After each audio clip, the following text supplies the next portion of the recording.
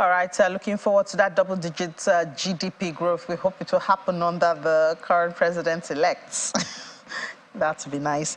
But just before we run away from the Dangote conversation, let's do one more on that before we give it up and wait for July ending when the visionary of that refinery has promised that Nigerians will start seeing the refined petroleum products from that.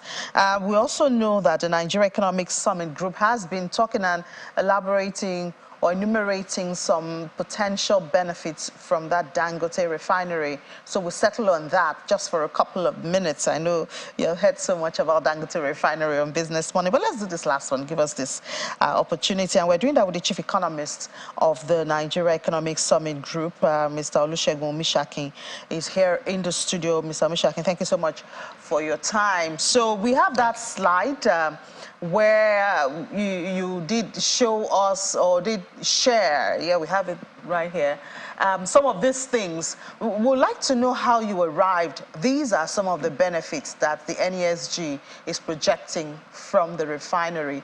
I didn't see a time lag, I don't know. I know you did say that we're going to have 21 billion crude markets per annum. We did have a time there to meet the Nigerian requirement. So tell us how you arrived at some of this. Okay.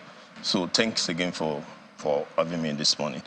What we have here simply depicts the impact, the potential impact. So these are not just the actual thing, but the potential impact of the Dangote refinery and petrochemicals. We all know that the core of the Nigerian economy lies on the performance of the oil sector, the power sector and oil sector mainly. So we see this refinery coming at the right time because the Nigerian economy has been, suffering for a lot of times now. So what we see here is just a matter of looking at how situating this huge refinery will impact on the economy, either via job creation or, influencing other agro-allied industries or any other manufacturing industries and so many other sectors, strategic sectors in the economy, and how this will also translate into the social sector in terms of the housing, in terms of, explain to us how that connects, especially the housing one. You said that you did put it there, 33,000 housing units. So yeah. Explain. Yeah, we have at different points, you have, so let's look directly at the link between the housing and what is happening now and the housing units. Not directly as it were, but when you have more employment being generated, people are earning more income, opportunities are being created, and even from the government side in terms of finances, government finances is improved, because now government can then generate forex and then lower a little bit the amount that we've been spending on for a subsidy. So this will also give the government the capacity to look into some other social issues like housing, for instance. And so what government needs to do is what we are projecting in terms of how what we are seeing in the private sector projects into the social life. Of recent, we started the idea of looking at the core problem of Nigeria with respect to shared prosperity agenda. And the idea is to say we cannot grow, we cannot continue the narrative of who want to grow by double digit, want to do this or that, without looking at the impact of this growth. So at one hand, we need to improve our performance in terms of the productivity. We need to grow, which what we are experiencing now gives Nigeria the huge opportunity to leverage on this. And at the same time, government needs to improve on social welfare, providing for social welfare, making sure that people that are left behind in the productive process are taken care of. So this is what we are seeing. These are the potentials beyond the numbers of the refineries itself, this and that. But on the long run, the question we need to be asking is, how will this change the narrative of economic diversification agenda of the government? How will it change the narrative of power sector, for instance? How will this change the narrative of investment inflow?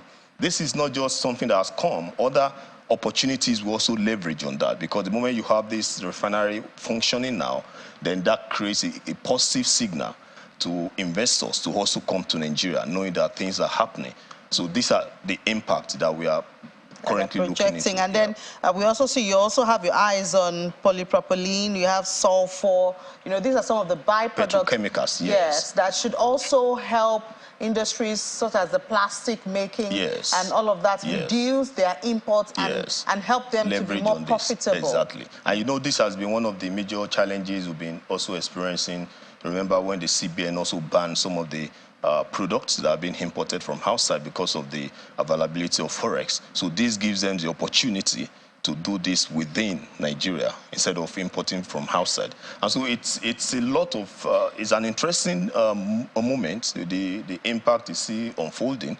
But on the larger front, I think what we need to concentrate is how the government also will leverage on this to create a more enabling environment for private sector to get more people coming and to have more investment inflow into the system. I envisage that there are some companies and industries that would start cropping up close to the refinery there. But you have that challenge of the road. I think the last time I went through that route on the road, it's not a very encouraging one. Then, of course, you also have the issue of electricity.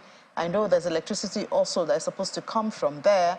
You know, if the environment, after all, it's a free trade zone, can have some of those infrastructure. Exactly. I believe some other industries and cottages will start cropping up around there. And beyond those ones that are physically coming around the plant, you also have other, as I said, other industries in Nigeria that are 100% relying on importation for their raw materials. And that's one of the challenges we have in our industrial sector. You look at the manufacturing sector, the contribution to growth on the average has been 9, 10 for years. And one of the challenges is importation, forex rationing, and so many other challenges that they are facing. So this is an opportunity for the government to leverage how we can use this, what the Dangote is doing now, to achieve economic diversification beyond just looking at the opportunity to get more foreign exchange and so many other stuff from the industry. All right, thank you so much, Mr. Olusegun Mishakin, Chief Economist of the Nigeria Economic Summit Group. Thank you for sharing and elaborating on your thoughts with us this morning.